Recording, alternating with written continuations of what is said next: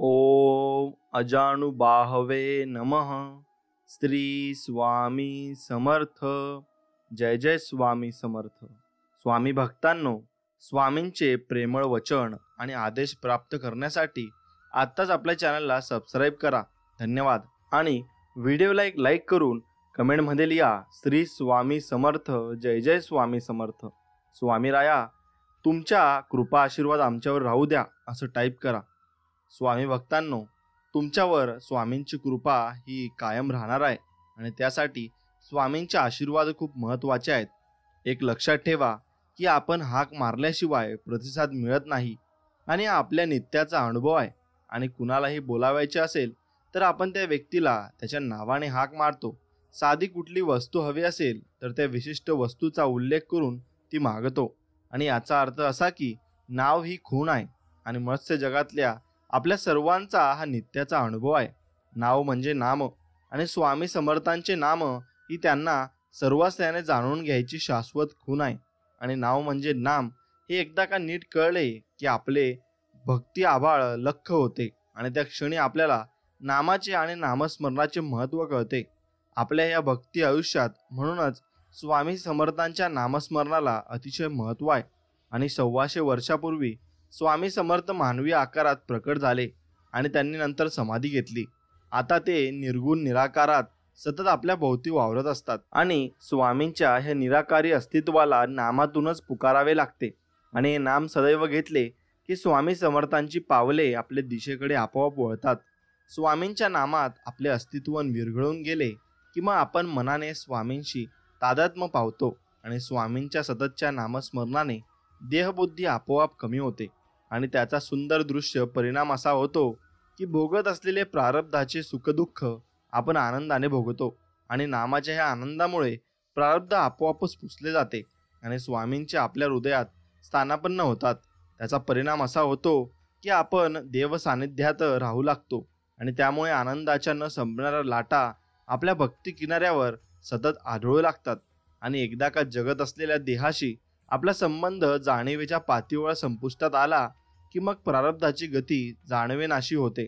आणि हे सारे एक स्वामींचे नामस्मरण सहजपणे घडवून आणते। पूजा अर्चा, तीर्थयात्रा आणि तपश्चर्या, व्रत वैफल्य यापेक्षा नामसाधना श्रेष्ठ आहे। नाम हा भक्ती राज्याचा राजा आहे आणि हे सत्य एकदा का कळले की वाट्याला आलेले दुःख भोग शीतल होऊन जातात।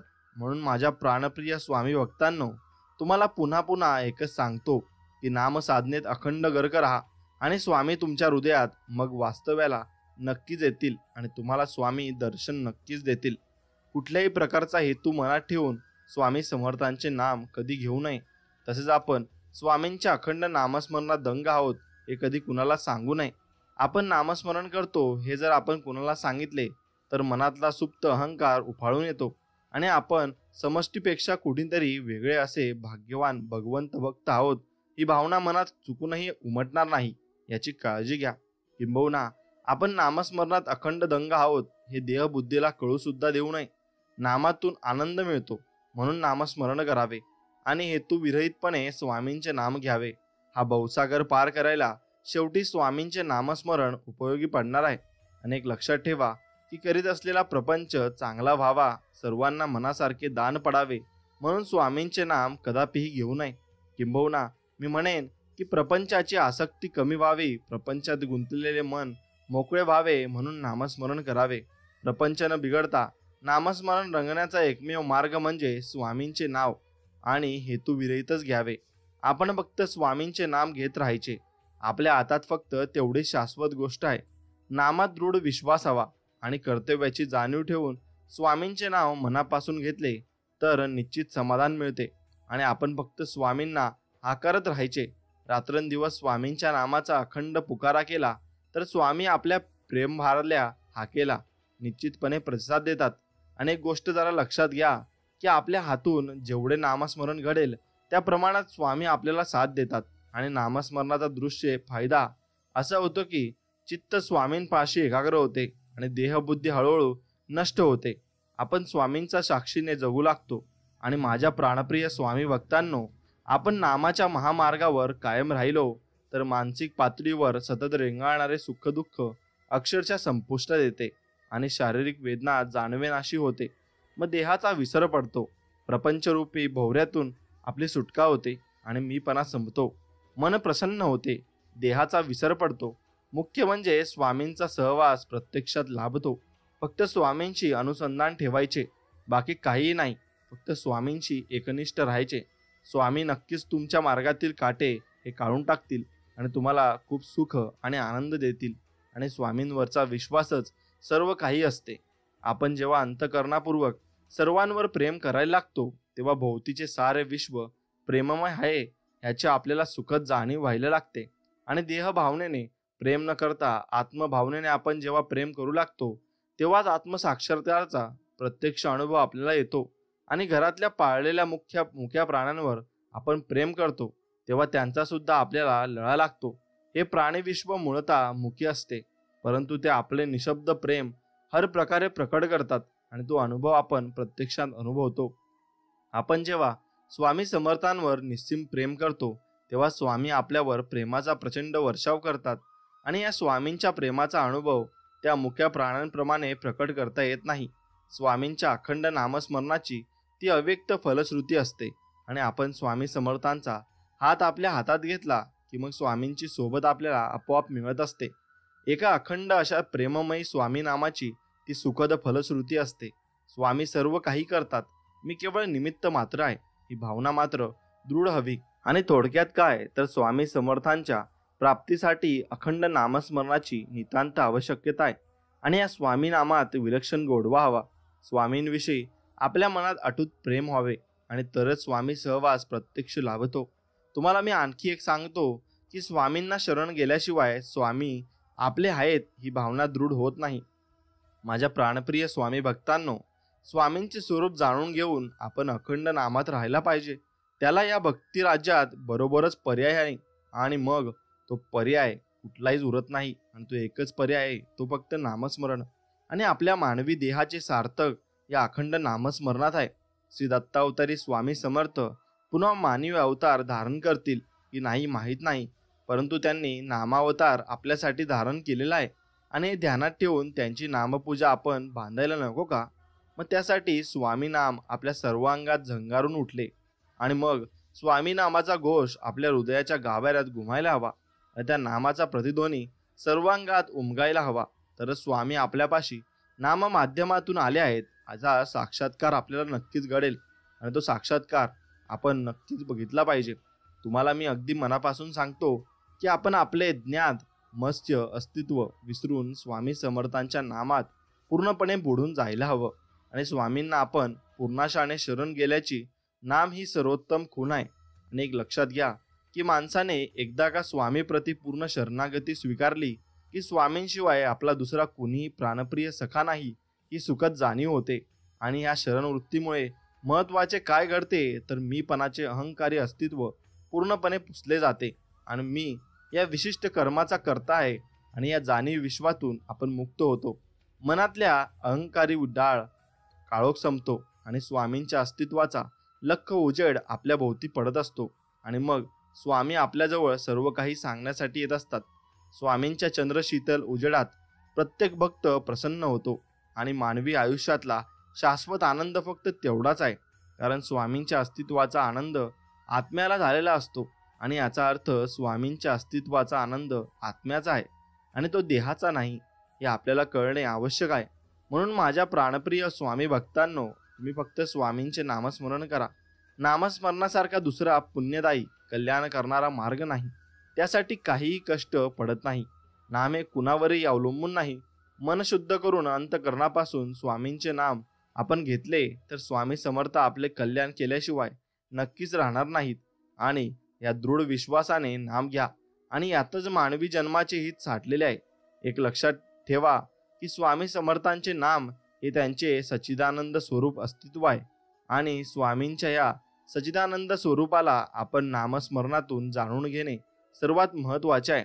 आणि त्याचे कारण असे की स्वामी नाम आपल्या आध्यात्मिक शाश्वत प्रगतीचा मार्ग निश्चित मोकळा करून देते. आणि स्वामींपुढे आपण जे निरांजन लावतो त्या निरांजनात ज्योत अखंडपणे शांत स्वरूपात तेवत राहिली असे वाटत असेल तर मग त्या नंदीदीपात सतत तेल घालावे लागते. आणि काजळी धरणार नाही याची काळजी घ्यावी लागते. तसा स्वामी नामाचा हा शांत शीतल नंदादीप अखंड नामस्मरणारेच अष्टप्रहर तेवत राहतो. नाम हे तेल आहे, तेवढे तुम्ही लक्षात ठेवा म्हणजे झाले. माझ्या प्राणप्रिय स्वामी भक्तांनो, नाम हे व्यापक आहे आणि एवढेच लक्षात ठेवून नामस्मरणात दंग राहा. स्वामींचे सच्चिदानंद स्वरूप तुम्ही नामस्मरणातूनच प्रत्यक्ष अनुभवाल आणि ते तुम्हाला अनुभवायला मिळेल. स्वामी समर्थांनी आपल्या भरभरून सुख दिलेले आहे आणि याची कृतज्ञ जाणीव ठेवून आपण त्यांच्याच नामात अखंड रममान होणे खरे तर अतिशय आवश्यक आहे. आणि स्वामींच्या प्रेमाची सावली आपण प्रत्यक्ष अनुभवतो. त्यांची कृपा आपल्यावर झालेली आहे याची जाणीव आपल्याला पदोपदी जाणवत असते. मग आपण घेत असलेल्या श्वासवत त्यांचे नाम ओवायला नको का? मग स्वामी समर्थांचे नाम हे अमृताहून गोड आहे आणि आकाशाहून व्यापक आहे. नामस्मरणाचा आनंद ओसंडणारा आहे. आपला हा मत्स्य देह जावो अथवा राहो, स्वामीप्रती आपला दृढ भाव मात्र शिल्लक राहणे आवश्यक आहे. स्वामी नाम म्हणजे सुखाचा तृम सागर आणि अक्षय सुखाचे तीर्थक्षेत्र आहे आणि या तीर्थक्षेत्रावरच खरे तर आपण कायम मुक्काम करायला हवा. आणि सारे का सांगायचे तर या विश्वात असा माणूस नाही की ज्याला आनंद नको आहे आणि प्रत्येक माणसाला आनंदाने जगायचे आहे. परंतु होते काय तर प्रत्येकाला देहानंद हवा असतो, त्यांना आत्मानंदाने जगायचे नसते. आत्मानंदाची जाणीव बहुतेक जीवांना नसते आणि प्रत्येकाला मौज मजा मात्र करायला हवी असते. त्यांना हे कळत नाही की देहाचे सुख संपले की दुःख आपल्या अंगावर मांजर पावलाने झडप घालते आणि त्या क्षणी देहाचा आनंद संपुष्टात येतो आणि मिळालेला देहानंद संपतो आणि भोवती मग अंधार पसरतो आणि आपण चाचपडायला लागतो, धडपडतो, पडतो. तेव्हा मग पुन्हा स्वामींचीच आठवण होते आणि त्याचे शाश्वत शब्द आठवतात. भिवू नकोस बाळा, मी तुझ्या पाठीशी आहे. आणि तेव्हा जाणीव होते की ह्या देहानंदात असताना आपण स्वामींचे नाम घ्यायचे विसरलो आहोत. आणि माझ्या स्वामी भक्तांनो, तुम्हाला सतत आनंद हवा आणि तो आनंद तर स्वामींच्या नामस्मरणात अखंड दंग राहा आणि त्यात आत्मानंद साठलेला आहे आणि हे कधी विसरू नका. देहाला प्रथम विसरा म्हणजे देहानंद आपोआप संपेल. देहानंद ही पूर्णपणे अशाश्वत घटना आहे आणि याचा विसर पडू देऊ नका.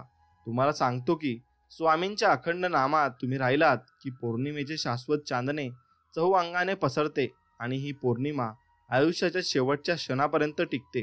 म्हणून स्वामी नामाशी अनन्य होऊन त्याच जपात राहा आणि एक लक्षात ठेवा की ज्यांच्यापाशी स्वामी अस्तित्व नांदते आहे त्यांनाच हे पौर्णिमेचे शीतल चांदणे आयुष्यभर भोगता येईल.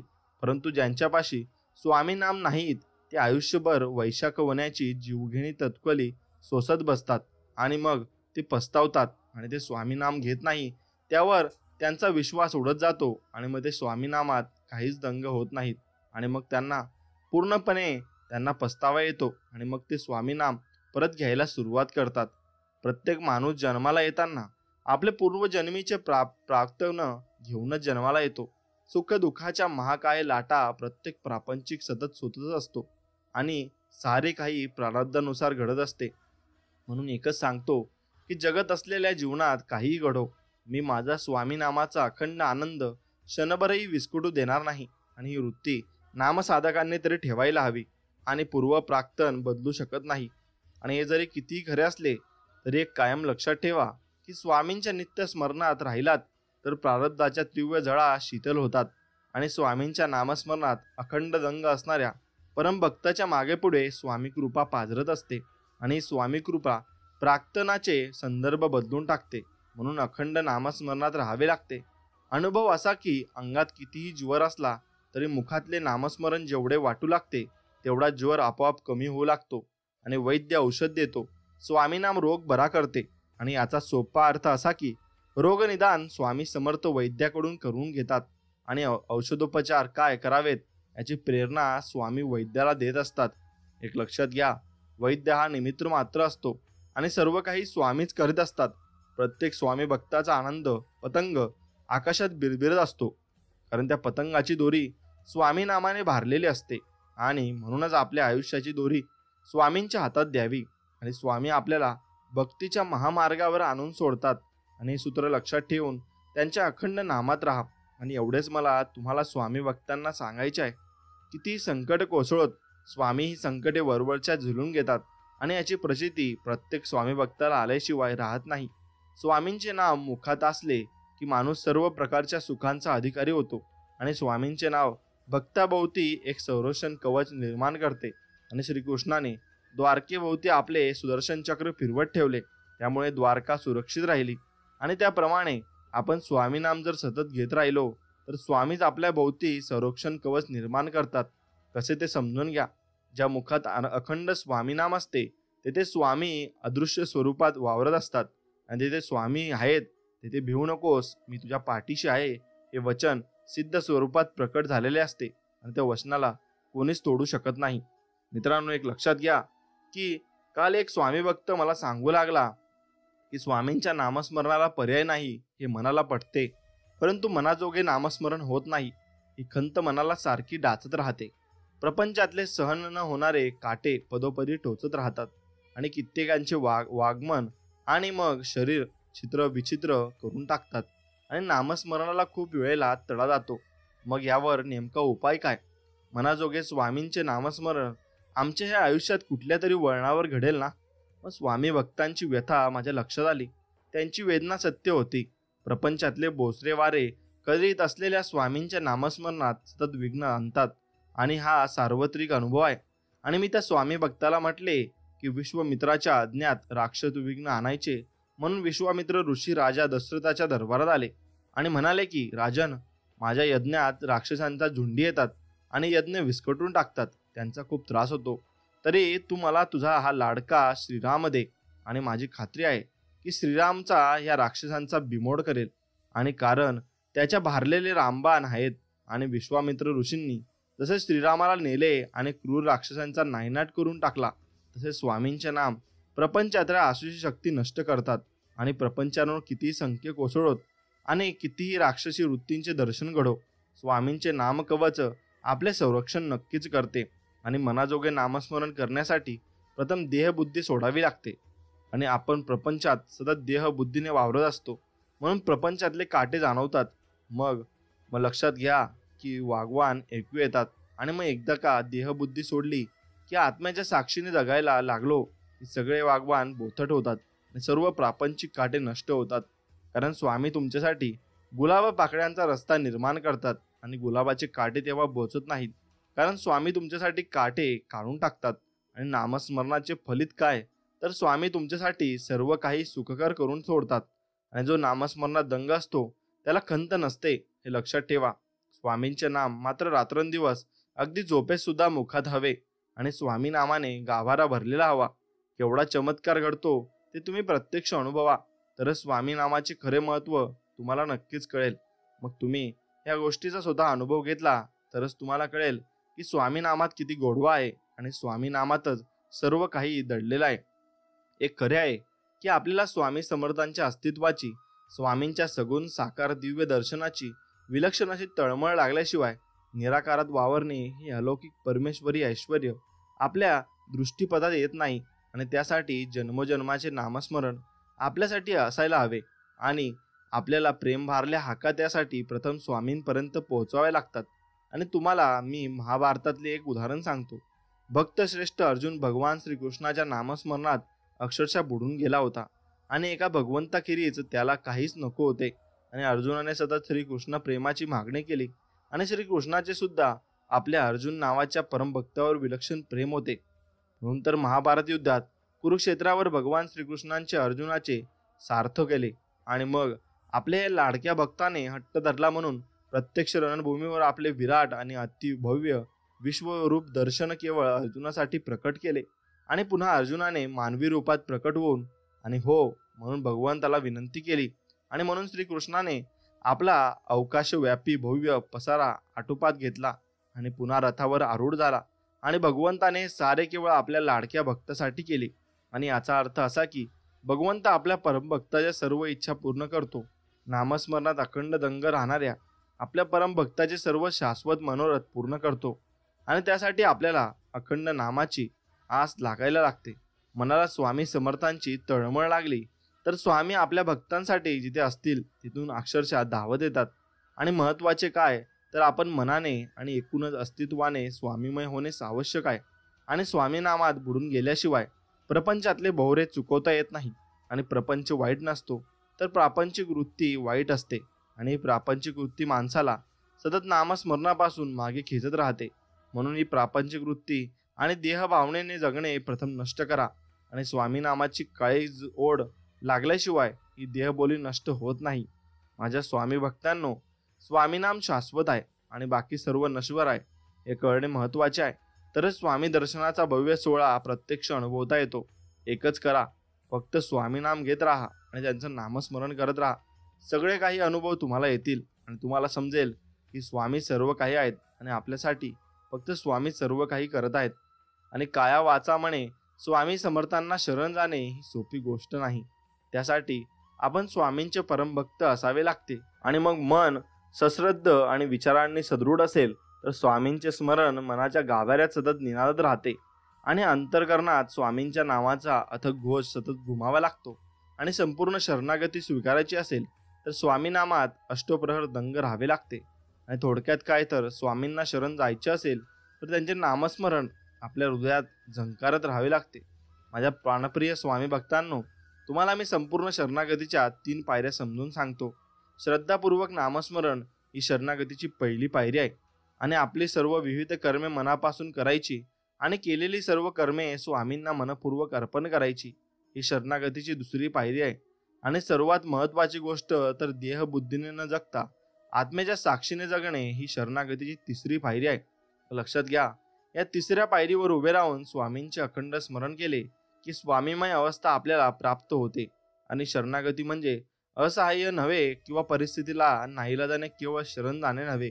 मानवी देह स्वामींच्या कृपेने लाभलेला आहे आणि त्याची मनी कृतज्ञता बाळगत तुम्ही भक्त जेव्हा स्वामींना अंतःकरणपूर्वक शरण जातो तेव्हा तो देह अस्तित्व विसरलेला असतो आणि शरणागतीचा मार्ग समजतो. परंतु त्या संपूर्ण शरणागतीच्या मानसिक अवस्थेपर्यंत साधक भक्त सहसा पोहोचत नाहीत. आणि कारण त्यांची देहबुद्धी गळून पडत नाही. मग शरीर भावनेने साधक जेव्हा जगू लागतो तेव्हा देहामध्ये षड्रिपूंचे साम्राज्य पसरलेले असते आणि जोपर्यंत षड्रिपू देहात नांदत राहतात तोपर्यंत शरण अवस्था प्रयत्न करूनही लाभत नाही. त्यासाठी मनाचा प्रेमाचा आणि करुणेचा अमृतकुंभ भरून व्हावा लागतो. आणि या प्रेमाचा अमृतकुंभ एकदा का भरून व्हायला लागला की शरणागत मन स्वामींना संपूर्ण शरण जाते आणि मी कोणीही नाही ही भावना मनात मूळ धरू लागते. आणि आपल्या भक्ती आयुष्याचे शिल्पकार केवळ स्वामीच आहेत हे भाव मनी उमलून येतात आणि स्वामींची चरणचिन्हे त्यावेळी आपल्या अंतःकरणावर उमटतात. आणि तो भाग्यवान क्षण एकदा का प्राप्त झाला की मग स्वामी परमभक्तासमोर प्रकट होतात आणि तो क्षण साफल्याचा ठरतो. आणि हो, लक्षात घ्या की ही शरणागती फलश्रुती एवढे तुम्ही लक्षात ठेवा म्हणजे झाले. म्हणजे तुम्हाला स्वामींचे दर्शन हे मनापासून घडेल आणि स्वामी तुमच्यावर मनापासून प्रेम करतील. आपल्या पूर्व प्रार्थनाचे संदर्भ आपल्याला जन्मकुंडलीत जसे उमटलेले असतात तसे आयुष्य आपल्या वाट्याला येते. काही भाग्यवान जीव राजाच्या पोटी जन्माला येतात आणि अपार वैभव भोगतात, सत्ता भोगतात. काही दुर्भागी जीव रंकाच्या पोटी जन्माला येतात आणि आयुष्यभर फक्त दारिद्र्यात राहत करतात. आणि एक लक्षात ठेवा की पूर्व प्रारब्धानुसार जगत असलेल्या आयुष्याला वैभवाचा किंवा अतीव दुःखाचा आकार मिळतो. आणि माझ्या प्राणप्रिय स्वामी भक्तांनो, एक लक्षात ठेवा की राजवैभव लाभले काय किंवा जन्म दारिद्र्य भोगावे लागले काय, मनातले स्वामी विचार माणसाला सुख दुःखाच्या पलीकडचा प्रदेश दाखवतात. आणि मनात फक्त स्वामी विचारच तळत असतील तर प्रारब्धाशी निगडीत असलेले ही शरीर पातळीवर रंगणारी सुखदुःखे आपोआप तयाला जातात. आणि स्वामींचे नित्य स्मरण प्रत्येक साधक भक्ताला आनंदाच्या शाश्वत प्रदेशात हिंडकून आणते. म्हणून मी तुम्हाला एक महत्त्वाचा विचार देतो की तुम्ही अखंड स्वामी स्मरणात राहा आणि नामाच्या शाश्वत संगतीत राहा आणि एका स्वामी व्यतिरिक्त कशाची विचार करू नका. आणि स्वामींनी आपल्याला ज्या आर्थिक परिस्थितीत ठेवले आणि ठेवत असेल त्यातच फक्त आनंद माना. कशाचेही दुःख वाटून घेऊ नका. आणि शिस्तबद्ध अवस्था साधकाला नामात खूप पुढे नेते एवढे लक्षात घ्या. आणि एक स्वामींचे नामस्मरण आपल्या मनाला झुळगुळ असेल तर आनंदाला मर्यादा राहत नाही. आणि प्रापंचिक दुःख या आर्थिक पातळीची निगडीत नसतात तर प्राक्तनाशी निगडीत असतात. आणि मी तुम्हाला खात्रीपूर्वक सांगतो की प्रापंचिक दुःखे तुम्ही अथक नामस्मरणाच्या बळावर नष्ट करू शकता. एकदा का तुम्ही स्वामींच्या स्मरणात राहिलात की मनातली भोगलालसा संपुष्ट येते आणि हवे नकोशे दृढ संपते आणि आपण दत्तुनियुक्त आणि मुक्त आयुष्य जगू लागतो. मग तुम्हाला एक सत्य सांगतो की आयुष्यात संगतीला महत्त्व खूप आहे. आणि स्वामींच्या विचाराने भारलेली संगत लाभली की केवळ स्वामी सहवाचा संवाद जुळून येतो आणि चित्त स्वामी नामापाशी गुंतून पडते. प्रार्थनाच्या रेषा हळूहळू बदलू लागतात आणि रात्र संपते आणि भारलेली स्वामी नामाची पहाट उमलून येते आणि स्वामी सहवाचे सुख मिळू लागते. तुम्ही फक्त देहबुद्धी तात्काळ सोडून द्या आणि स्वामींच्या साक्षीने जगायला लागा. बघा, स्वामींचा अनुभव तुम्हाला नक्कीच येईल. आणि एकदा का स्वामींचा अनुभव आला मग तुम्हाला स्वामी सर्वच मार्ग दाखवतील. आणि स्वामींचे मार्ग हे चांगले असतात आणि स्वामी तुम्हाला चांगलेच मार्ग दाखवतात. वाईट मार्ग स्वामी तुम्हाला कधीच दाखवणार नाही. एक लक्षात घ्या की आपण खूप वेळेला माझ्या मनात विचार येतो की आपण स्वामीनामात दंग असतो तेव्हा आपल्याला कधी स्वामींचे रूप आठवते. खरे सांगायचे झाले तर आपण नामात इतके गर्क झालेलो असतो की स्वामींच्या रूपाची आपल्याला भानच राहत नाही. आणि आपण जेव्हा स्वामींच्या मठात जातो तेव्हा त्यांच्या रूपाचा वेध येतो आणि पादुकांवर डोके ठेवतो तेव्हा रूपविचारातच आपल्या दृष्टीचा विषय होतो आणि तेव्हा नाम नेनियत दंग असते. आणि याचा सोपा अर्थ असा की नाम सर्वांगात दाटून आल्यावर रूप नेनिवेत जाते आणि रूप दृष्ट्यात आणि दृश्यात येते तेव्हा नाम नेनिवीत जाते. एक मात्र खरे की स्वामी भक्त हा जाणीवेत काय किंवा नेनिवेत काय, स्वामींचा सहवास लुटत असतो. आणि माझ्या प्राणप्रिय स्वामी भक्तांनो, नाम निराकाराला जवळ करते आणि स्वामींची पूजा साकारायला हाकरू लागते. त्यामुळे नामस्मरणाला स्वामी स्वरूपाची आवश्यकता भासत नाही. त्यांचा अर्थ असा की नाम हे स्वामींचे अक्षर रूप आहे आणि पूजा स्वामींचे साकार रूप आहे. नाम हे स्वामींचे अक्षर रूप होऊनच मगच आपल्या मनशसूंकडे पुढे साक्षर होते आणि रंग आणि रेषा यांच्या पलीकडल्या किनाऱ्यावर नामस्मरण आहे. आणि एकदा का तुम्ही स्वामींच्या नामस्मरणात दंग झालात की स्वामीच तुमच्या भोवती गंधासारखे दाटून येतात. आणि जेव्हा जाणीव होते की स्वामी भक्ती ही नामस्मरणाच्या मार्गाने गेली की निराकाराला आकार प्राप्त होतो आणि स्वतःला विसरून जेव्हा आपण नाम घेतो तेव्हा स्वामींच्या साक्षात्कारी अनाहत नाद ऐकू येऊ लागतो. आणि खरे सांगू का, स्वामींचे नाम आणि रूप हे भिन्न नाहीत. नाम हे रूपाच्या आधीही असते आणि नंतरही उरते. नाम स्वामींच्या रूपाला व्यापून आहे. आणि याचा सोपा अर्थ असा की आपण स्वामींचे नाम घेत असताना स्वामींच्या रूपाचे ध्यान अतिशय सूक्ष्म रूपाने आज जागृत असते. आणि सारे कळण्यासाठी स्वामींचे नामस्मरण हा तुमच्या श्वासाचा विषय झाला पाहिजे.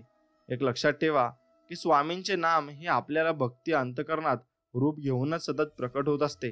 आणि ध्वनी काय, वारा काय, प्रकाश काय आपण फक्त अनुभवतो, त्याचप्रमाणे स्वामींचे नाम आपण प्रत्यक्ष अनुभवतो. आणि स्वामी भक्तांनो, स्वामींचे नामस्मरण म्हणूनच आपल्याला अपूर्व सुख देते, आनंद देते.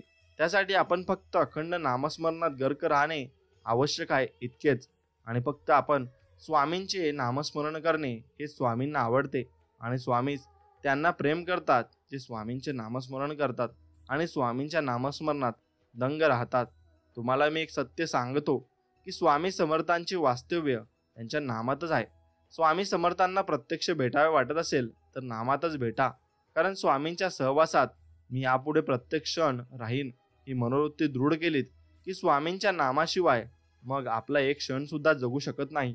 आणि नामस्मरणाचा सर्वात मोठा फायदा काय तर आपण स्वामींच्या सहवासात अष्टप्रहर राहायला लागतो. स्वामींचे अखंड सोबत या नामातूनच मिळत असते. म्हणूनच तर नामस्मरणाला अपार महत्व आहे. मानवी आयुष्यातील सर्वात भाग्याची आणि शाश्वत सुखाची फक्त एकच कहाणी नामात गुंतलेली आहे. आणि हे प्रत्येक स्वामी भक्ताच्या लक्षात येणे अतिशय आवश्यक आहे.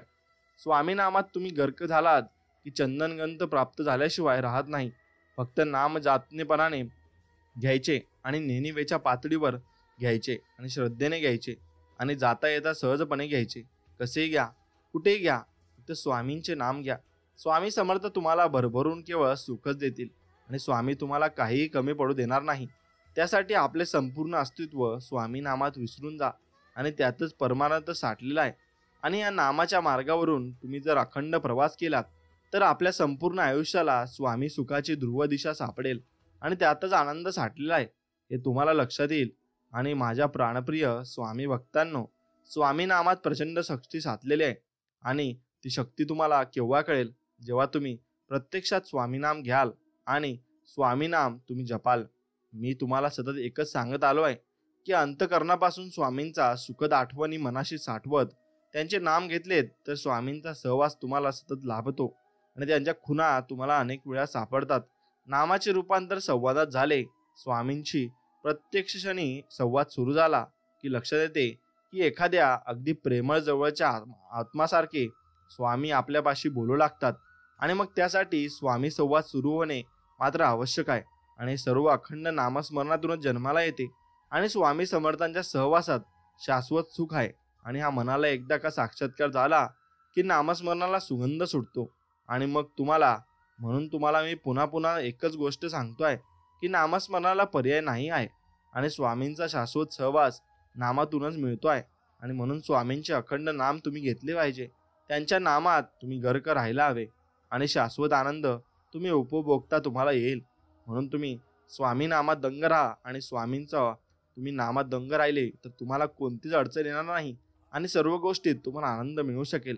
मित्रांनो, तुम्हाला जर व्हिडिओ आवडत असेल तर व्हिडिओला एक लाईक नक्कीच करा. मित्रांनो, तुम्हाला जर व्हिडिओ आवडत असेल आणि तुम्ही स्वामींचे भक्त असाल तर नक्कीच कमेंटमध्ये लिहा श्री स्वामी समर्थ, जय जय स्वामी समर्थ. एकूणच कल्पनेचा कारखाना आपल्याला तयार करता आला पाहिजे. एक लक्षात घ्या, कामाच्या या गतिमान चक्रात आपण बाजूला राहून शांतपणे आपल्या आयुष्याकडे, आपल्या कामाकडे अंतर्मुखपणे पाहत नाही, आत्मशोध घेत नाही.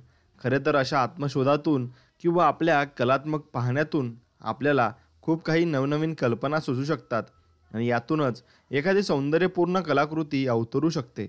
यावर नक्कीच विश्वास ठेवा. अनावश्यक गोष्टींना आपण जेव्हा ठाम नकार द्यायला लागतो तेव्हा आपला वेळ, आपली ऊर्जा यांची मोठी बचत होते आणि सहज कृती तसेच प्रतिसाद वृत्ती ही अनेकदा कामास येते.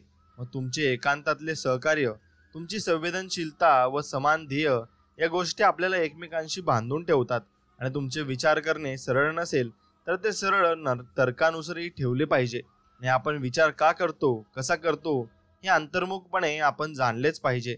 सर्वात महत्त्वाचे म्हणजे आपण तर्कशास्त्राच्या आधारे वास्तवाचे अनेक नेमके आकलन करू शकतो आणि जे आहे ते पाहू शकतो. तशी सवयच मनाला तुम्ही लावून घेतली पाहिजे. तुमची प्रत्येक कृती ही तुमच्या ध्येयाच्या दिशेने गतिमान होते आहे का की नाही हे पहा. तसे असेल तर मोठ्या आत्मविश्वासाने पुढे जात राहा. आणि ज्यावेळी त्यांना गोष्टींना तुम्ही नकार द्यायला शिकता तेव्हा आवश्यक असणारी ऊर्जा, क्षमता तुमच्यात कळत नकळत तयार होत जाते. मग आपण अनावश्यक गोष्टींना, घटनांना सहज बाजूला सारत पुढे जाऊत राहतो आणि तशी सवयच मनाला मग लागून जाते. बदलत्या प्रवाहाबरोबर प्रवाही वृत्तीने राहा. आणि जेव्हा व्यवस्थेच्या उत्पादनाच्या सर्व घटकात पूर्ण सुसंवाद असतो तेव्हा परिणामकारकतेला उधाण येते. आणि जेव्हा व्यवसायात सुसंवादी असे वातावरण असेल तेव्हा प्रत्येक क्षणाचा, संधीचा फायदा घ्या आणि लाटेवर स्वार व्हा. मग बघा, तुम्हाला सर्व काही प्राप्त होईल आणि या प्रवाहात तुम्हाला तुमच्या नवनवीन कल्पना, स्ट्रॅटर्जी आणि प्रत्यक्षात आणता येतील. आणि एकूणच बदलत्या प्रवाहात वाटचाल करीत असताना तुम्हाला भरपूर काही कष्ट, नेतृत्व आणि मोठ्या संवेदनशीलतेने व तरल सावधानतेने सतत कृतीमग्न राहते. आणि मग मुख्य म्हणजे ते इतरांना देखील भरपूर काही प्रोत्साहित करते असं असतं. आणि मग यातही जीवन प्रवाहात आपण जसजसे धोके पत्करायला लागतो तसतसे खेळात अधिक रंगत येत जाते. आणि या रंगातच यश, साफल्य आणि आपल्याला कधी स्पर्शून जाईल ते आपल्याला कळणार सुद्धा नाही. सांगायचा मुद्दा हाच की आपल्याला आंतरिक शिस्तीची व सवयीची दृढीकरणाची मोठी गरज आहे. आणि विशेषतः पहाटे 5 वाजता उठण्याची सर्वांगीण सुंदर सवय आपल्याला आयुष्याच्या अखेरपर्यंत टिकवायची आहे. आणि बोलता बोलता एक क्षणी ते रिले त्यांना म्हणाले, एका काळ्या बोर्डपाशी थांबले आणि त्या बोर्डवर एक आकृती काढत ते त्या दोघांना म्हणाले, सवयी कशा आकारात येतात याबद्दल आपण बोलूया.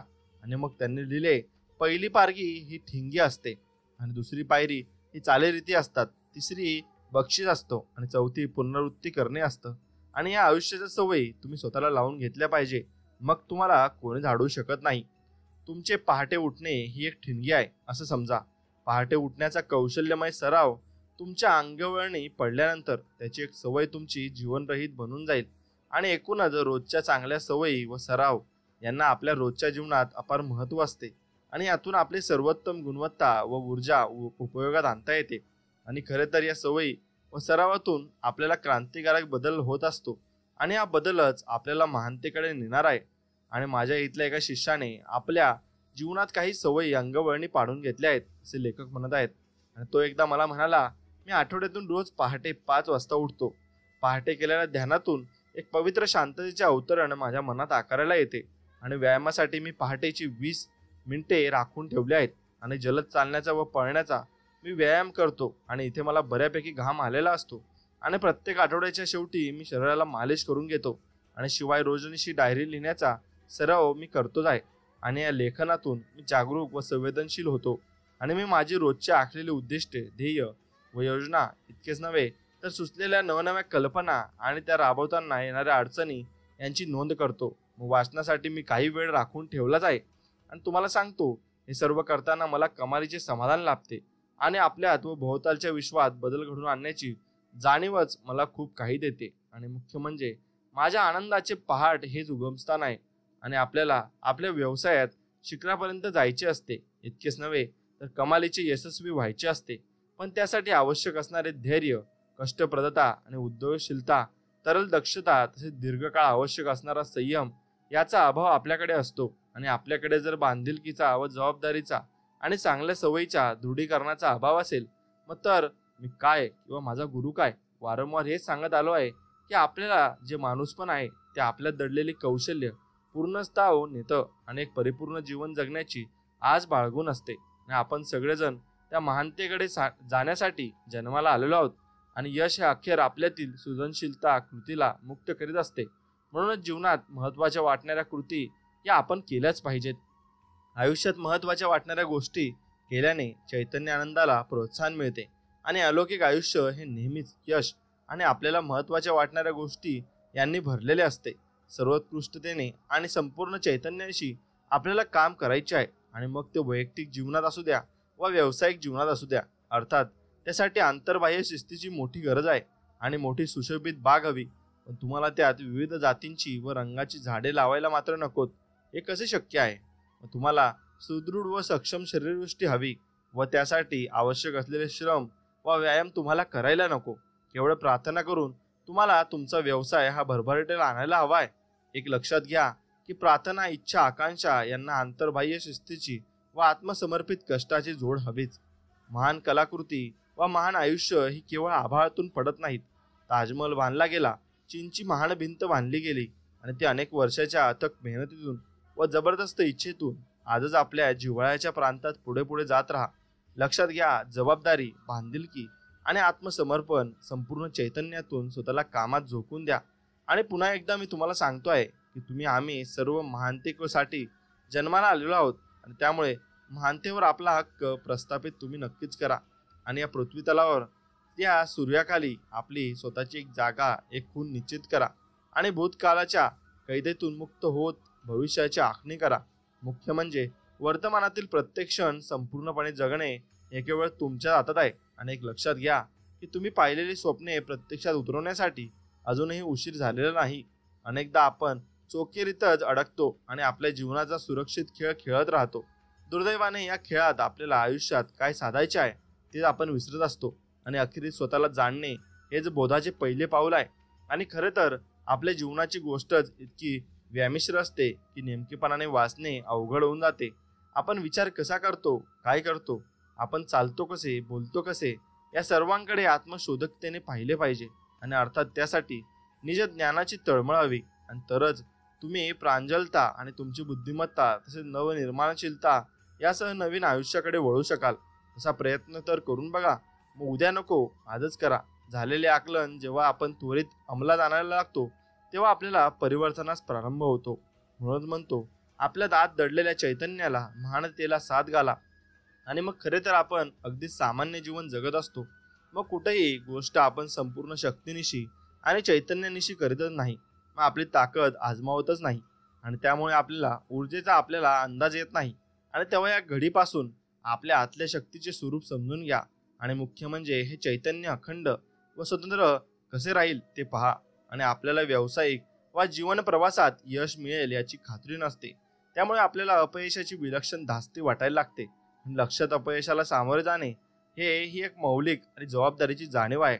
आणि अपयशाला आपण पूर्ण एकात्मतेने आणि जाणीवपूर्वक जर स्वीकारलं तर आपल्यात एक समंजस जाणीव उमलून येईल आणि तीच आपल्याला यशापर्यंत घेऊन जाईल.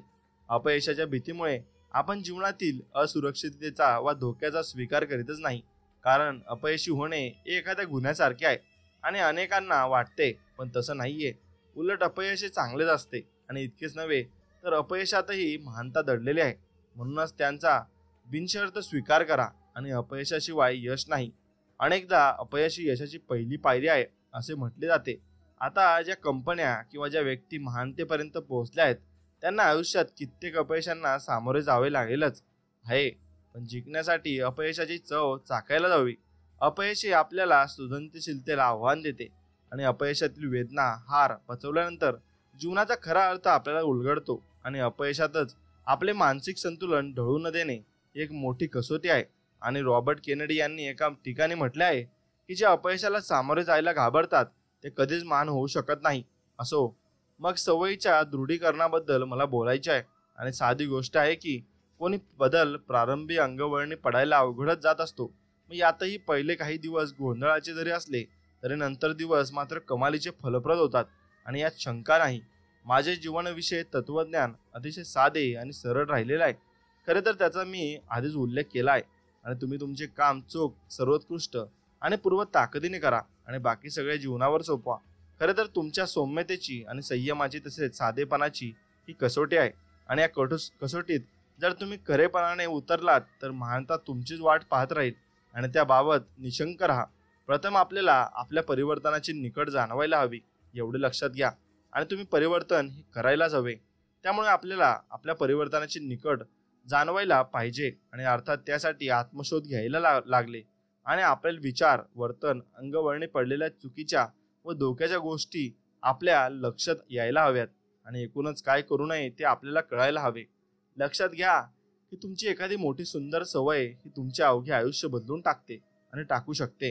आता मी तुम्हाला सवय दृढीकरणाचा नकाशा दाखवतो आणि तुम्ही सारे अवधान ठेवून काही सवयी अंगीकारणे पाडून घ्या. तसे मला वचन द्या. तेव्हा त्या दोघांनी रिले यांना तसे वचन दिले आणि म्हटले, आम्ही या साऱ्या सवयी रोजच्या सरावात आणून स्वतःला गुणात्मक परिवर्तन घडवू. आता हा सवय दृढीकरणाचा तुम्ही बोध घ्या. पहिले 22 दिवस, नंतरचे 22 दिवस आणि तिसऱ्या टप्प्याचे 22 दिवस असे पहिल्या टप्प्यामध्ये जुन्या सवयींचा अंत करा आणि दुसऱ्या टप्प्यामध्ये नव्या सवयींचा प्रारंभ करा आणि तिसऱ्या टप्प्यामध्ये सवय अंगवळणी करा. आणि मग 66 दिवसामध्ये तुम्हाला नवीन प्रेरणा मिळेल आणि नवीन सवयी तुमच्या मनाला लागून जातील. हे दोघे जण मोठ्या उत्सुकतेने ते पाहत होते आणि असताना ते रिले त्यांना म्हणाले, कोणतीही सवय पूर्णपणे आत्मसात करण्यासाठी 66 दिवस लागतात असे युनिव्हर्सिटी ऑफ लंडनच्या संशोधनात नमूद केलेले आहे. आणि त्यामुळे एखाद्या सवयीस प्रारंभ करणे म्हणजे जुन्या सवयीचा अंत करीत नव्या सवयीला प्रारंभ करणे आणि नंतरच्या दिवसात ती सवय पूर्णपणे आत्मसात करणेच असते. तुम्हाला सांगतो, माझ्या प्रत्येक सेमिनारमध्ये माझा गुरु आणि मी तेच सांगत असतो की असा लेखक सांगत असतात, शहाणे असाल तर लवकर उठा. ज्याला जागतिक स्तरावर विकसित व्हायचे आहे त्यांनी पहाटे लवकर उठायलाच हवे. आणि मी ज्यांना म्हणालो की मी स्वतः पहाटे लवकर उठून दिवसातील जास्तीत जास्त क्षण मोठ्या संवेदनशीलतेने अनुभवतो आणि मी ते ज्यांना म्हणालो तेच तुम्हाला सांगतो आहे. लक्षात घ्या की बाह्य आयुष्य आपल्या आंतरिक विश्वावर प्रभाव टाकीत असते आणि बाह्य गोष्टींच्या आपल्या आंतरिक जीवनावर पडणारे प्रतिबिंब आपण सहज विसरतो. म्हणूनच अंतस्थ जीवनमान उंचावण्यासाठी, त्यांच्याशी संवाद साधण्यासाठी पहाटे उठण्याची सवय अंगीकृत करणे आवश्यकच आहे. आणि असे नव्हे तर ते अपरिहार्य आहे. आणि तुमच्यात जर चैतन्य नसेल तर तुमच्या अवतीभोवतीच्या लोकांत चैतन्याचा स्रोत तुम्ही कसा निर्माण करणार?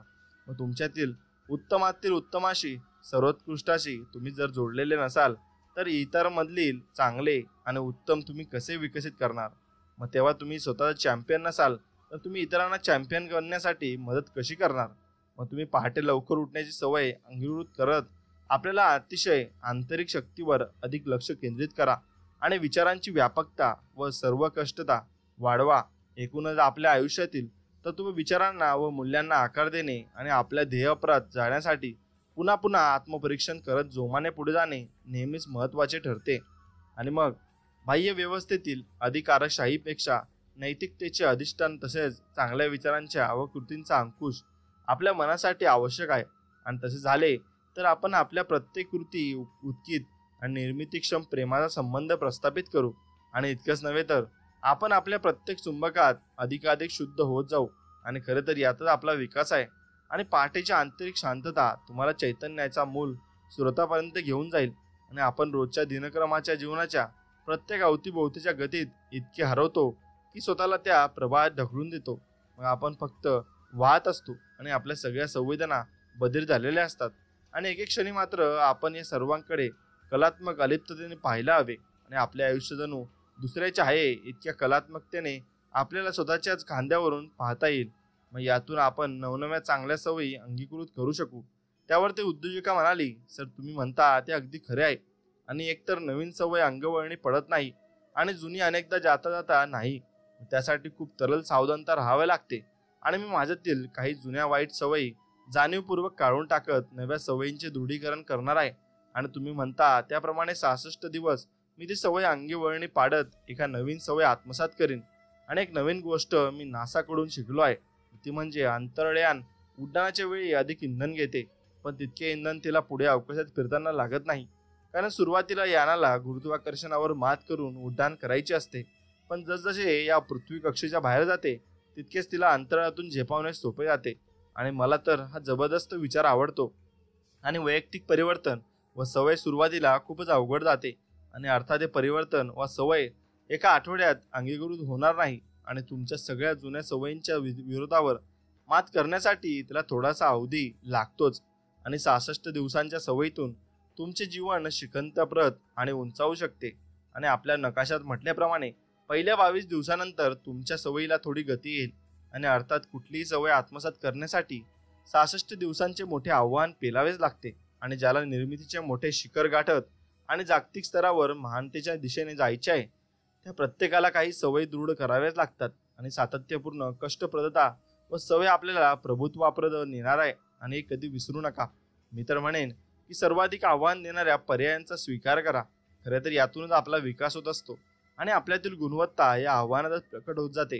आणि त्यामुळे आपण जेवढे प्रचंड व आव्हानात्मक ध्येय उद्दिष्ट ठेवू तितके चांगले. आणि कारण हीच ध्येय आपल्या दैनंदिन जीवनाला मोठी ऊर्जा बहाल करीत असतात. आणि ते चैतन्य ध्येयपथ आपल्याला पहाटे उठण्याची सवय आत्मसात करायला भाग पाडते.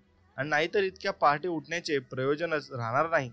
दुसरे असे की स्वतःचे जर्नल काढून त्यात 10-5-3 असे तसेच संपूर्ण वर्षाचे लाईफ मिशन स्टेटमेंट लिहून ठेवा. मग या अति महत्त्वाच्या गोष्टींसाठी अशी टिप्पणी केल्याने मग अधिक एकाग्र होईल आणि तेच तुम्हाला कुठलीही सवय आत्मसात करण्याचे बळ देईल. आणि तुमच्या आंतरिक ओढ आणि उत्कटता यांनी तुम्ही नवनवीन सवय आत्मसात करू शकाल. तेव्हा पहाटे 5 वाजता म्हणजे 5 AM क्लबमध्ये जा आणि तुमच्या बिछाण्यातून लवकर उठण्याची तुमची सवय आत्मसात करा. लवकर उठा. बेंजामिन फ्रँकलिनने एके ठिकाणी म्हटले आहे की मेल्यानंतर तुम्हाला झोपायला खूप वेळ असणार आहे, म्हणून आता जागे व्हा आणि लवकर उठा. माझ्या एका मित्राच्या मुलीने मला तिचा अनुभव सांगितला आणि ती मला म्हणाली, मी पहाटे लवकर उठते. ही वेळ मी चिंतन, वाचन आणि व्यायाम यात घालवते आणि मी माझ्या आंतरिक जीवनाबाबत कमालीची दक्ष आणि आहे आणि त्याची फलसृष्टी मला उत्तमच मिळाली आहे. आणि पूर्वीपेक्षा माझा व्यवसाय हा अगदी तेजीत चाललेला आहे. आणि सर, तुमचा विश्वास बसणार नाही इतका आनंद तुमच्या 5 AM क्लबने मला दिला आहे, असे ती लेडीज म्हणत असते. आणि जीवनाची स्वतःची प्रत्येक व्यावसायिक जीवनाची नेमकी समज येण्यासाठी तरल अवधानाची, प्रज्ञेची आणि मोठी आवश्यकता असते. त्यासाठी पहाटेच्या विचाररहित अवस्थेत राहून जे आहे ते पाहण्याची ताकद आपल्याला कमवावी लागेल. आणि अर्थात ही ताकद नवनव्या सर्वात आणि सवयी आपल्या दृढ करण्यातून येते. आणि हे कधीही विसरू नका. एखाद्या कंपनीसाठी चांगले काम करणे आणि आपले नेतृत्व सर्वस्वाने निभावणे हे कंपनीला एका प्रकारे वैभवशाली बनवणारेच असते. आणि तुमची नेत्रदीपक कामगिरी ही लोकांच्या मनात आदर निर्माण करते.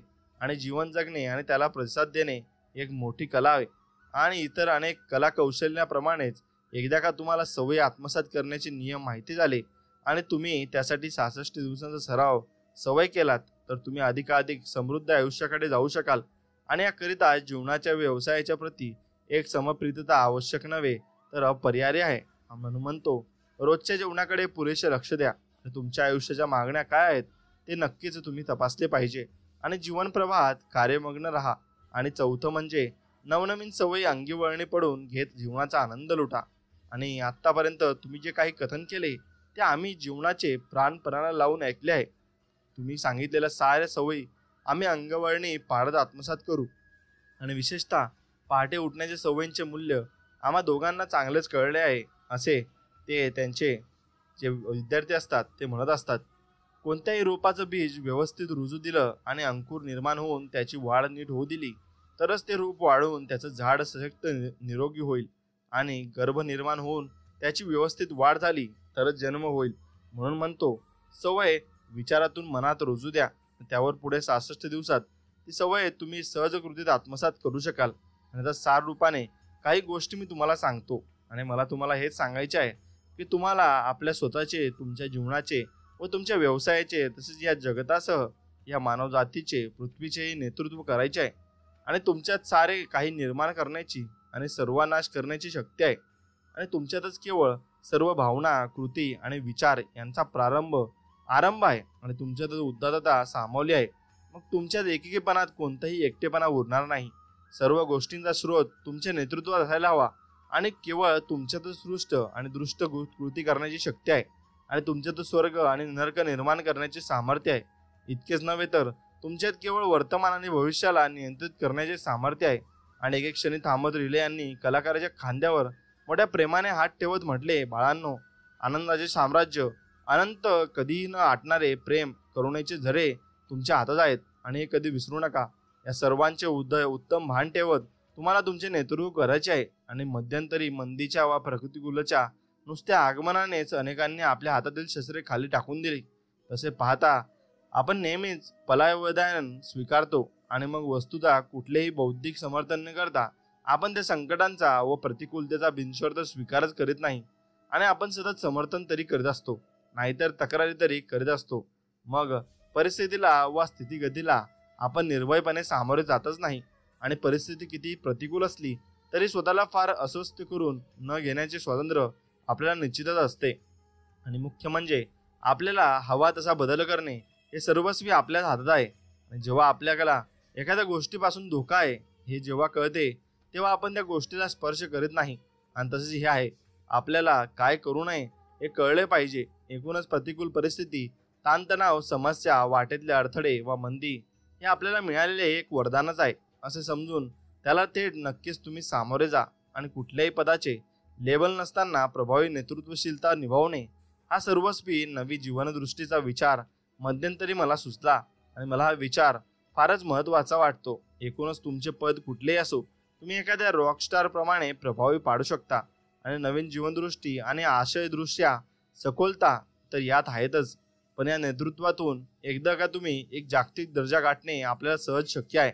आणि टीमचा सर्वोच्च सहयोग व सहप्रवास आपल्याला लाभेलच व त्यातून ग्राहकांची सखोल अनुबंध आकारात आणता येते. आणि खरे तर ती एक तरल व सर्वार्थाने वैभवशाली आणि प्रभावी परिणामकारक नेतृत्वशीलता आहे. आणि शारीरिकतेसह मानसिक कणखरता व दीर्घकालीन संयमी प्रवासास प्रेरणा आणि नव्या संकल्पनेतूनच आपल्याला मिळते. आणि इतकेच नव्हे तर समतोलत्व, ताणतणावमुक्तता आणि सर्वोत्कृष्टतेसाठी दृढ नाते या आपल्या जीवनाची अत्यावश्यकता गोष्ट आहे. आणि त्यामुळे आपली स्थितीगती कोणतीही आणि कितीही प्रतिकूल असली किंवा आपण कुठल्याही कंपनीत वा संस्थेत कार्यरत असलो तरी नवी विचारसरणी आपल्याला यश वैभवात घेऊन जाईल व असा विश्वास मला वाटतो. आणि आपण जीवन प्रवासात सतत शिकत असतो, किंबहुना आपण सतत शिकत राहिले पाहिजे, तरच आपला विकास होतो आणि आपला विकास संभव असतो. ही आपल्या आत्म्याची, चैतन्याची गरज आहे. आणि आपल्या जिव्हाळ्याच्या प्रांतातील पुस्तके आपण वाचली पाहिजेत आणि यातून आपण विचार हे अधिकाधिक शुद्ध व स्पष्ट होतात. आणि एवढे मात्र नक्की आहे आणि मुख्य म्हणजे पण काळाबरोबर प्रवाहित राहतो. आणि प्रत्येक महान नेतृत्वासाठी सततचे आणि शिकणे आवश्यक नव्हे तर अपरिहार्य आहे. आणि अलीकडे ऑडिओ बुकची सोय निघाली आहे आणि ऑनलाईनही व्यावसायिक वृद्धीसाठी व मानसिकतेसाठी खूप पुस्तके आपल्याला वाचायला मिळतात. यातून आपल्याला निश्चित एक प्रेरणा मिळू शकते, यात शंका नाही. आणि मुख्य म्हणजे या सगळ्या प्रवाहात आपण कोठे आहोत हे आपल्याला नेमकेपणाने कळते. आणि अर्थात शिकणे म्हणजे समर्पित होणे आणि खऱ्या विद्येने अहंकाराचा नाश होतो. आणि खरे तर प्रत्येक दिवसागणिक आपल्याला आपला विकास करता आला पाहिजे आणि यासाठी स्वतःला संपूर्णपणे जाणणे फार महत्त्वाचे आहे. इतकेच नव्हे तर स्वतःला काही सूचना देणे आवश्यक आहे. उदाहरणार्थ, आज मी जे काही करेन ते मोठ्या तरल सावधानतेने आणि सर्वोत्कृष्टतेने करेन. जास्तीत जास्त मी सकारात्मक राहीन, वेळ पाळेन, एक सर्वोत्तम श्रोता बनण्याचा मी नक्कीच प्रयत्न करीन. आणि मग मी नेहमीच प्रसन्नचित्त व हसतमुख राहीन. आणि इत्यादी. खरे तर या नव्या सवयी आपल्याला अंगवळणी पडल्या पाहिजेत आणि मोठ्या संवेदनशीलतेने आपण त्या सवयी वाढवल्या पाहिजेत. आणि आपण नेहमीच प्रतिमेत जगत असतो. थॉमस एडिसन असो वा बेंजामिन फ्रँकलिन की स्वतःच्या मन चक्षुरतेसमोर आपल्याला जे साध्य करायचे आहे ते सतत आणत असत. आणि मग त्यानुसार सततचा प्रवास आणि कष्टप्रदता एखादी गोष्ट जेव्हा बाहेर पडते तेव्हा ती आधी आपल्या मनात घडत असते आणि मनातले हे घडणेच प्रतिमेतून व्यक्त होत असते. आणि वैयक्तिक नेतृत्वात व या प्रतिमांना तर मोठा अर्थ असतो. या प्रतिमा प्रभावी नेतृत्वाच्या पुढे सतत असल्या पाहिजेत. आणि इतकेच नव्हे तर आपल्या अनुयायांना व सहकाऱ्यांना त्यांचे दर्शनही आपल्याला घडवता आले नक्कीच पाहिजे, तरच आपण यात सक्सेस होऊ शकतो. या अगोदर मी पार्ट जर्नल लिहिण्याचा उल्लेख केला होता. जर्नल लिहिण्याची सवय सर्वोत्तम आहे आणि या लिखाणातून आपले विचार हे अधिकाधिक स्पष्ट होतात. एक लक्षात घ्या, तुम्ही जेव्हा मग योग्य विचार आपण योग्य ठिकाणी करू शकतो, किंबहुना तशी शक्ती आपल्याला प्राप्त होते. आणि जर्नलमध्ये आपण जे शब्द वापरू त्यांच्याकडे अंतर्मुखपणे पहा, कारण आपण जे शब्द वापरतो आणि त्यातून आपण कोणत्या पद्धतीचे जीवन जगत आहोत एकूण आपली जीवनाची समज व दृष्टी लक्षात यायला लागते. आणि शब्द वापरताना अतिशय काळजीपूर्वक व जाणतेपणाने वापरणे, तसेच शब्दाविषयी विलक्षण संवेदनशील असणे महत्त्वाचे आहे. आणि सर्वोत्तम नियोजन जर्नलच्या निमित्ताने आपल्या करता येऊ शकते. आणि मग भूतकाळाचा प्रवाह वर्तमानातून भविष्याकडे कसा सरकत चालला आहे आणि आपल्याला कलात्मक अलिप्ततेतून कळू शकते. आणि मुख्य म्हणजे ते जर्नलमध्ये लिहायचे आहे, एवढं लक्षात घ्या. मित्रांनो, स्वप्नपूर्तीसाठी लहान लहान गोष्टीपासून सुरुवात करा आणि एकदा ध्येयप्रवास निश्चित झाल्यानंतर दीर्घकाल सातत्याने चिटकून कार्यरत राहिलात तर तुम्ही खूप दूरवर जाऊ शकाल. आणि काही लोक अर्ध्या वाटेतच शर्यत सोडतात. त्यांना वाटणारी भीती ही त्यांना विश्वासापेक्षा अधिक प्रभावी ठरते. आणि एकूणच आपल्या ध्येयावर लक्ष केंद्रित करा आणि त्यानुसार 100% कर्म करीत राहा. एक लक्षात घ्या की हजारो मैलांचा प्रवासाचा प्रारंभ हा एका पावलाने सुरू होत असतो. आणि रोज थोडे थोडे नियोजित कर्म करीत राहा आणि बघा कालांतराने तुम्ही मोठ्या ध्येयापर्यंत असाल. आणि तुम्ही शरीरासह मनाने सुदृढ झाले पाहिजेत, तरच तुमची कृतिशील ऊर्जामय राहाल. आणि त्यासाठी नियमित व्यायाम, फलाहार, पालेभाज्या, कमी मांसाहार, सकारात्मक विचार, ध्यानाची सवय, अंतर्मुखता व आत्मावलोकन आणि कर्ममग्नता आणि मग अशा गोष्टी आपल्याला चैतन्याकडे घेऊन जाणार आहेत. आणि अलीकडे योगासनाची परिणामकारक अनेकांना जाणवली आहे. आणि खेळ व योग यांचे संतुलन ठेवायला हवे. आणि सर, तुम्ही जीवन जगण्याच्या कलेत अगदी माहीर आहात. मुख्य म्हणजे तीच कला तुम्ही आपल्या दोघांच्या तळहातावर ठेवत आहात. आणि बोलता बोलता ती उद्योजिका काही क्षण थांबली आणि म्हणाली, इथे येण्यापूर्वी मी कशी होते आणि आता मी कशी आहे. जीवनाची, व्यवसायाची, दिवसाची तसेच अनेक गोष्टींची समज दिवसेंदिवस माझी विकसित होत आहे. आणि सर, तुम्हाला खोटं वाटेल पण आता माझं मन अगदी शांत झाले आहे आणि विचारांनी एकही पान त्यात हलत नाहीये. कोण्या एके दिवशी मी हातातली शस्त्रे खाली ठेवली आणि अत्यंत डिप्रेशनमध्ये आत्महत्येकडे वळले. मग तुम्हाला आता इथं आल्यावर मला जीवनाचे मोल कळले आणि योग्य विचार आणि योग्य ठिकाणी कसा करावा हे कळले. मग जीवनाला कोणत्या गोष्टींना महत्त्व द्यावे हे आता माझ्या हळूहळू लक्षात येऊ लागले आहे. सर, तुम्ही म्हणता तेच खरे आहे. माणसाच्या प्रतिभेला व कारकिर्दीला नम्रतेने भान हवे आणि ते नसेल तर जीवनात आनंद उत्पन्न होत नाही. आणि जेव्हा माणूस यशाने उन्मत्त होतो व अपयशाने खचून जातो त्याला आपल्या सामर्थ्य मर्यादांचे भान राहत नाही, तेव्हा त्या विचारशक्तीला शहाणपणाची गती मिळत नाही. आणि आपल्यातील शहाणपणाला जाग येणे आज आपल्या आयुष्यातील गुंतागुंतीचा उलगडा होण्याचा अत्यंत महत्त्वाचा क्षण असतो. आणि खरे जीवन हे संघर्ष व मेहनतीचे कर्म आहे. आणि त्यात सातत्याने अहंचे आक्रमकता आणि यांचे निराकरण आणि मग करण्याचा प्रयत्न आपण केला पाहिजे. आणि फुलाला फुलण्यासाठी कोणतेही प्रयत्न करावे लागत नाही. त्याचा सुगंध कोण घेतात वा कोण घेत नाही याची फूल कधीच पर्वा करत नाही. मध्यंतरी मी माझ्या गुंतवणूकदारांना घाबरत होतो आणि मग ती बाई म्हणत असते तसं सगळं काही चुकीच्या मार्गाने होत असतं. मग ते नुकसान तिला भरपाई तिच्या कंपनीकडून होत असते. मग ते आता पॉझिटिव्ह विचार करत राहिली आणि मग सगळं चांगलं होत गेलं. मी मात्र सारे टाळत होते आणि जे आहे ते टाळणं म्हणजे संघर्षाला निमंत्रण देणं आहे. पण आता मला माझ्या गुंतवणूकदारांची चिंता वाटत नाही. अर्थात या व्यवहारात माझे काही सर्व आर्थिक नुकसान होईल, पण मनातल्या अपूर्व शांततेसाठी, अतिव समाधानासाठी मी काहीही करायला आता तयार आहे. आणि मी त्या गुंतवणूकदारांच्या मागण्या द्यायला आणि त्यांच्याशी संवाद साधायला एक एक क्षणी तयार झाले. मग माझ्या लक्षात आले की वास्तवाचा आपण सन्मान केला की आपला मेंदू शांत होऊन जातो. आणि आता तर मी संघर्षविना मोठे कृतिशील जीवन जगत एका वैभवशालीकडे प्रेमाकडे प्रवास करीत आहे. आणि सर, तुम्ही तुमच्या आणि तुमच्या गुरूंच्या जीवनाचा विचारायचा आम्हाला मोठा वारसा मिळाला आहे. आणि आणखीन आम्हाला काय हवे आहे यातून आमच्या जीवनाची तडफड खूपच कमी होणार आहे. मॉरिशसला आल्यावर मला या पृथ्वीच्या निसर्गाच्या वैभवशीलतेचे दर्शन घडले आणि इतकेच नव्हे तर मला खऱ्या प्रेमाची ओळख झाली आणि आयुष्याकडे काही न मागता मला एक चांगला समजूतदार सोबती मिळाला. आणखीन काही आयुष्याकडे मागितले तर तो कृतज्ञ ठरेल. आणि माझ्या या प्रियकराने आपल्या कलाविश्वात त्यांच्या आवडत्या जिव्हाळ्याच्या प्रांतात पेंटिंग्समध्ये रममाण व्हावं आणि निसर्गाशी एक अनोखं नातं जोडावं. आणि त्यांची कलेची व जीवनाची जाणकारी ही देखील माझ्यासोबत असणार आहे. मग सर, मागे तुम्ही मला म्हणला होतात की आपल्या नात्यात किंवा आजूबाजूला असे लोक असतात की जे भूतकाळात घडलेल्या कटू प्रसंगांना कधीच विसरू शकत नाही आणि त्या घटनांमुळे स्वतः व्यवस्थित ते प्रसंगांना कधी होऊन आपल्या आजूबाजूच्या नात्यांमध्येही नकारात्मकता ऊर्जा पसरवण्याचं काम करतात. आणि अप्रिय घटकांना मनात धरून ठेवल्यानं सर्वात जास्त नुकसान सुद्धा होतं. आणि आपण लक्षात घ्यायला पाहिजे, मनात सतत नकारात्मक घटनांची उजळी करून आपण सध्याची नाती देखील नीट निभावू शकत नाही. आणि त्यामुळे अबोला धरणं, माणसानं टाळणं, तुटकपणे वागणं ही सर्व दुर्बलतेची लक्षणे आहेत. आणि त्यामुळे दुसऱ्याला माफ करणं किंवा अप्रिय घटना विसरणं हे फक्त आपल्याला हातात आहे आणि हे केवळ वेगळ्या प्रकारची ताकद आहे. आणि अर्थात फक्त फॉरगेट आणि फॉरगिव्ह यासाठी एक वेगळ्या प्रकारची मानसिक शांतता आपल्यामध्ये असणे गरजेचे आहे. आणि आयुष्यात घडणाऱ्या घटनांकडे जर साक्षी भावाने पाहत आलं तर मग आपण आधी स्वतःला आणि नंतर इतरांना सहज माफ करू शकतो. आणि कटू प्रसंगांना विसरण्याचा प्रयत्न आपण करूया. आणि मग परस्पर संबंधातले आपले वर्तन कसे असते ते आपण तपासूया आणि जे आहे ते स्वीकारून सर्वांना माफ करूया. मग आपल्या आनंदापासून आपल्याला कोणीच दूर नेऊ शकणार नाही. तिथे ते स्वागत ऐकून भरपूर काही गोष्टी ते स्वीकारतात आणि त्यांना लक्षात येते की आपण भरपूर काही गोष्टी करू शकतो आणि जीवनाकडे बघण्याचा दृष्टिकोन आपण नक्कीच बदलू शकतो. आणि मग आपण हे सगळे बदलू शकतो कारण देव आपल्या पाठीमागे असतो आणि देव ज्याच्या पाठीमागे असतो तो सर्व काही करू शकतो. म्हणून देवावर विश्वास ठेवा आणि देवाचे नामस्मरण करा आणि स्वामींचे नामस्मरण करा.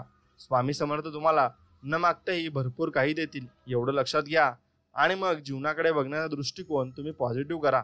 नक्कीच तुम्हाला चांगले रिझल्ट भेटतील.